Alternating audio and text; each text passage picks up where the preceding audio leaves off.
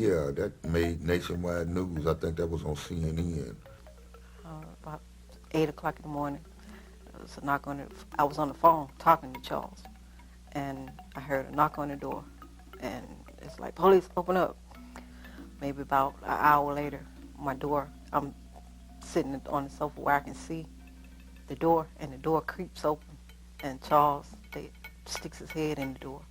They had already kicked in the door, so he comes in, and they, oh, yes, sir, Charles, come on in. They handcuff him and go through his bag, go back out and go through his car, and he got a white female with him. Um, that they asked her a couple of questions. She says that he's a pimp, and she's been giving him money, so they end up locking us up. They lock, and that's how we get the pimping case.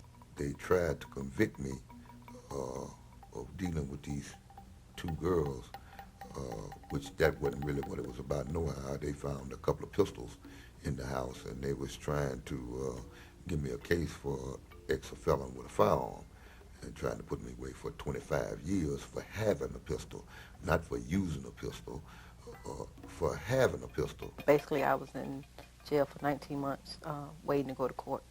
I first went to jail for and was able to bond out. And during the time that I was bond out, I ran into one of the girls that was testifying against us. Just so happened I met on the track, on the Stewart Avenue on the track at the Oaks. And she pulled up in there, and I run into her, and I see her, and I asked her, why are you sitting up there telling all those lies on us? You know, if you're going to talk, or you're going to, tell the truth. And she went to a girl, female named Brandy, a girl that we used to have, told her to go, let's go down to the federal building Monday morning, take a warrant out. So both of them went down to the federal building and signed deposition against me. And I ended up getting locked back up for interfering with a government witness. They tried to tell these girls what to say. They tutored them and tried to get them to allow me to put me away, saying that I was dealing with minors and this and that, and which the girls were minors, but I didn't know nothing about they were minors.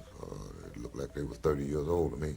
The reason we wasn't able to be charged with the pimping charge, we had an undercover police had identified her as being on track at least 2 years before we even met her. You know, in the end, justice prevailed, and I was proven not guilty of it. So, such is life. I got my mind on my money and my money on my mind. Pimping, one of those gray areas in life. Catching a girl is, for me, extremely easy. I am one type, just like a magnet for strays. Females usually come to me. Once they come to me, if I see any potential, then I kick it and straight.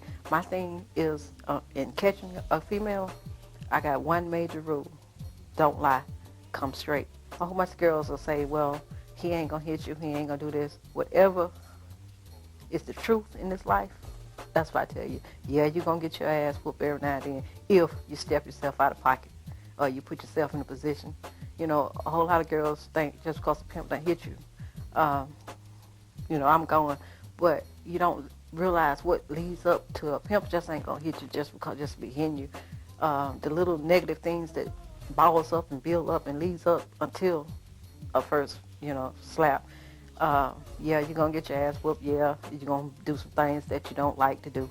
Yeah, you're gonna work the hell out you. You're gonna work when you're tired, when your period on, when you're bleeding, when you feel like your feet's supposed to fall off. But on the other hand, that's the bad side of life. And it's really not the bad side of life if you're trying to accomplish something in life. If you're trying to have something, if you're trying to see your man with something. On the other hand, it's the glorious life. It's the nightlife. It's the fabulous. It's the materialistic life. It's driving in nice cars. It's some experience that some people will never have in life. It's knowledge. The streets bring serious knowledge, more knowledge than you can ever get in 20 years of college. You can learn very fast. The streets is nothing to play with. You're going to either grow up in them or you're going to die in them, because the streets will swallow